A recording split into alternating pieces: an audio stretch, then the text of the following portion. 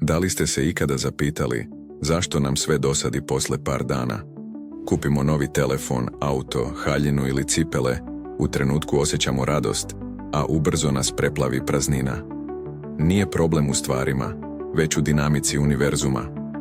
Univerzum raste spiralno.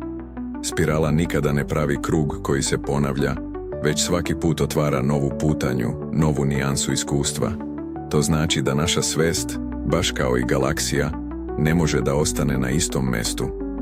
Kada pokušamo da zadržimo osjećaj iz prošlog trenutka, energija nam pokazuje da rast traži korak dalje. Zato euforija kratko traje, jer je priroda života da gradi iz iskustva prošlosti, a ne da se u njoj zaustavi. Čovjek koji se vezuje za stvari pokušava da zarobi trenutak, da zamrzne spiralu. Ali spirala ne zna za statiku, ona je beskonačno, ajde kreni. Zato i stagnacija boli, jer nije usklađena sa ritmom univerzuma.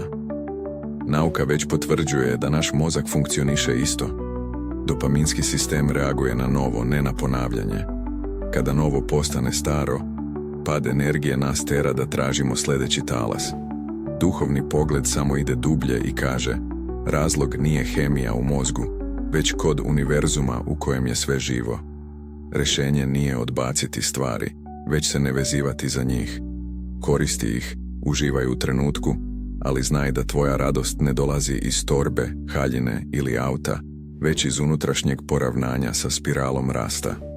Kada to shvatiš, prestaješ da juriš spoljašnje i počinješ da gradiš iznutra. Svaka lekcija, odnos ili iskustvo je stepenik spirale. Tada stvari nisu teret niti razočaranje, već simboli tvog ličnog rasta. Univerzum ne traži da posjeduješ, već da stalno rasteš,